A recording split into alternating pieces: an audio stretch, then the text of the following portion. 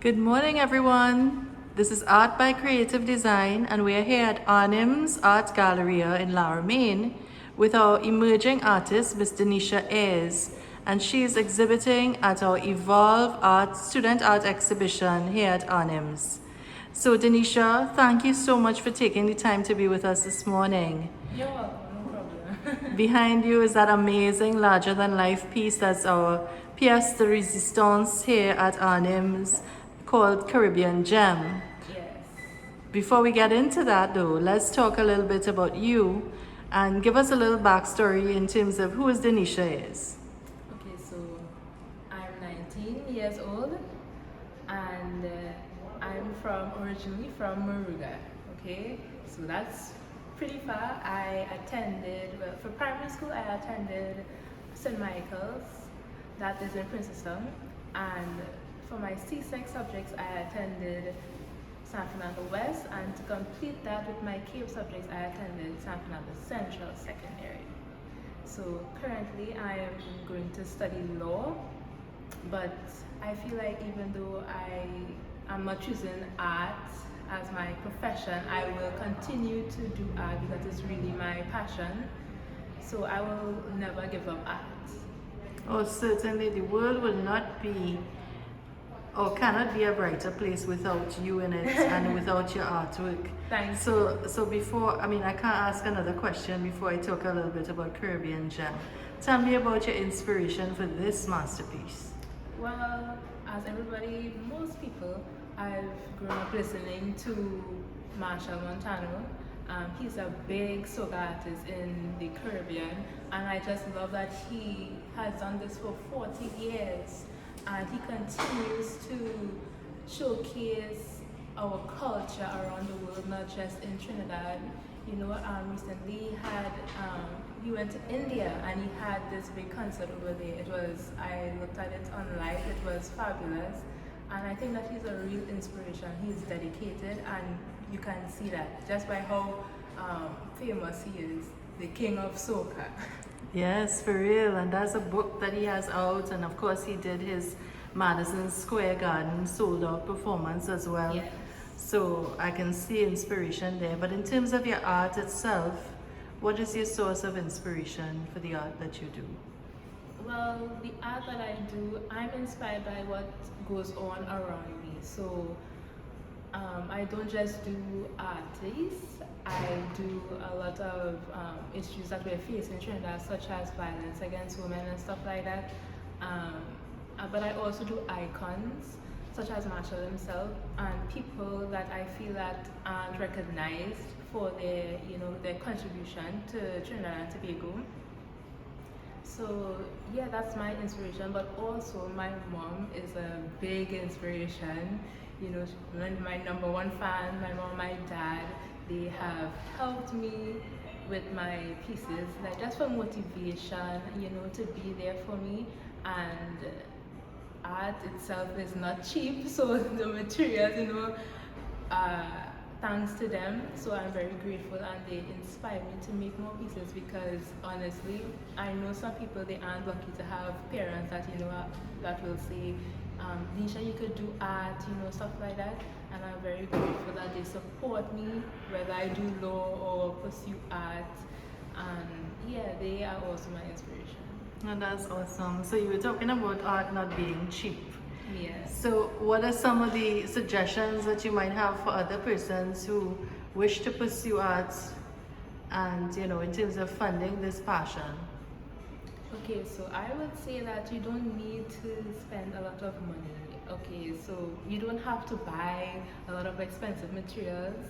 You can, for instance, I love to recycle. So some of my pieces, I use CDs, and I think for the most part everyone owns some CDs. So I do some mosaics with those CDs. I even recycle glass. Like for instance, this piece has glass on it.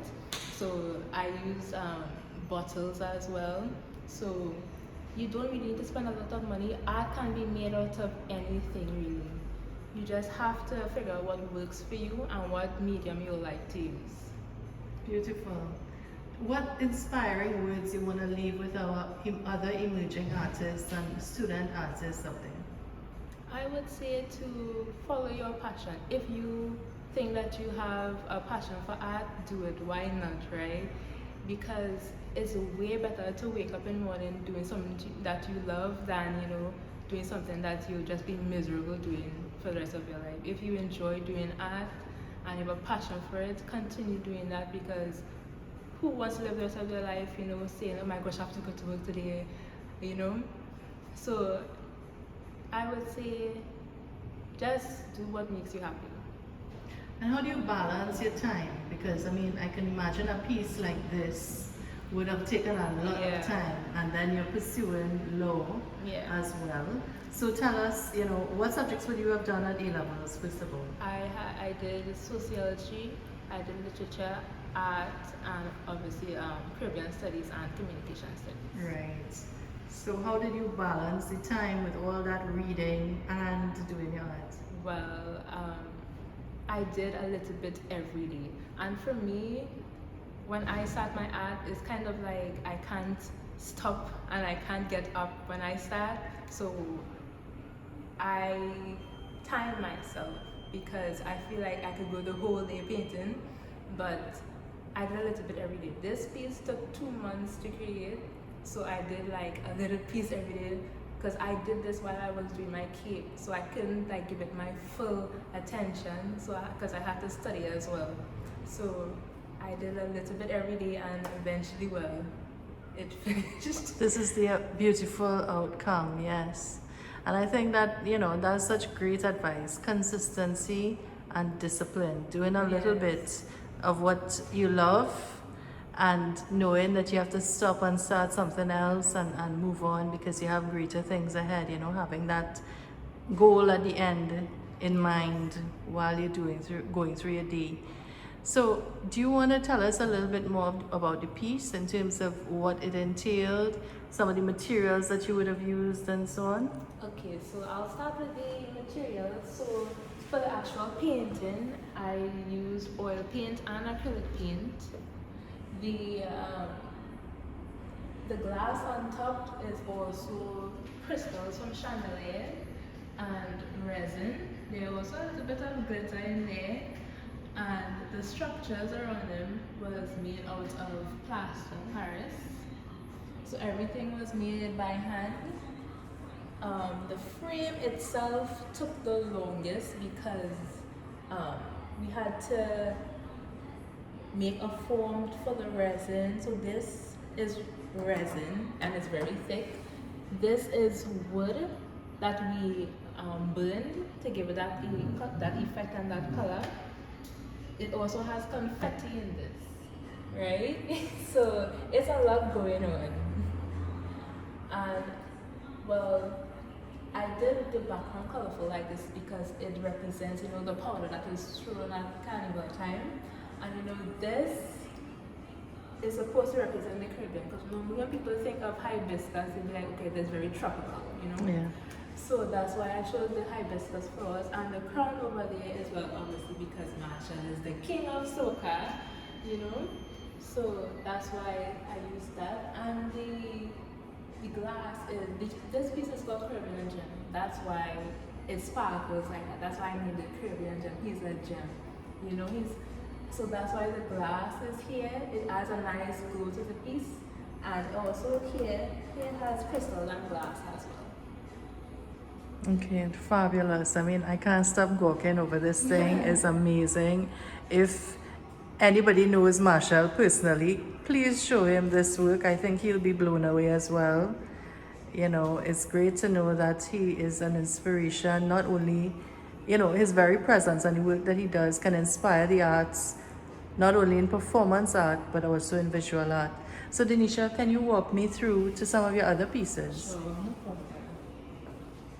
And again, we're here at Arnim's in Laramine. So this is student artwork. There's another piece by Deneisha. This is another piece. So this piece, I didn't make this piece using paint. This piece is made out of sand and cement. So the sand and cement is at the back and resin is over the top. So this is Singing Sandra, and as you know, so Singing Sandra passed away some years ago. And she's basically in this, which is leaving the outside world and taking the hands of God. So she's leaving us. So yeah, that's what I said. You don't need spend a lot of money to create pieces, because that's what I like to use, unconventional materials. That's why I use sand and cement for this piece, because I like to use things that people have never seen before. And believe me, everyone, this thing is outstanding. If she didn't say to me this was sand and cement, I would not know. It's so lifelike. It's such a beautiful portrait of a woman who's contributed so much to our local culture. So let's move along, and you can see some of the other artwork here on display at Arnhem's Art Gallery in Laramie. Oh wow. So this is Ashanti Riley. She was a female victim that was murdered in 2020. And in this piece, she is depicted as Lady Justice. Lady Justice is often seen in like courtrooms and stuff like that. So the scale represents the careful measuring of evidence, you know. The blindfold represents that justice can often be blind. So basically, people are swayed by money, power, fear, hate, jealousy, and that can often sway their judgment. The sword symbolizes that justice is often in war, in battle with injustice, and it needs to be taken down. The roses were made by hand, so they're paper roses, approximately more than 50 roses are on this piece. Okay, so they represent the innocent females in Trinidad and Tobago, and if they aren't protected, they will be exposed to the outside world. And also this piece also has glass in it as well, like the Marshall piece. And I noticed that there are newspaper articles from in the background of so many female victims Yes. of violence. I can really feel the power of this piece. And kind of brings a tear to my eye, but still gives some kind of hope. Yes. Okay, So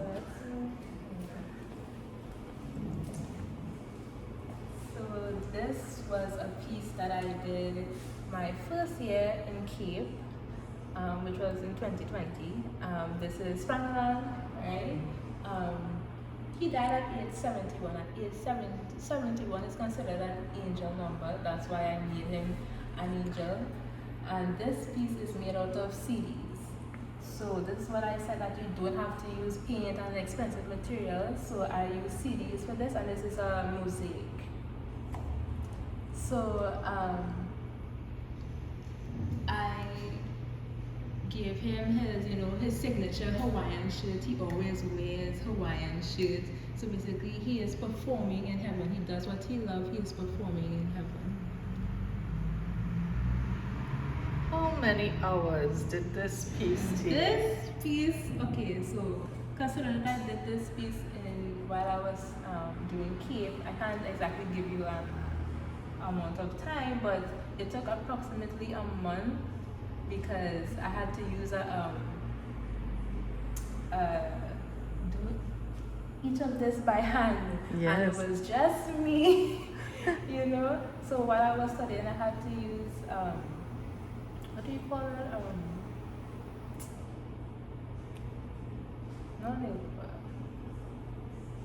Tweezers. Tweezers. Yes. Mm-hmm. Had to use a tweezer to put on each piece. Mm-hmm.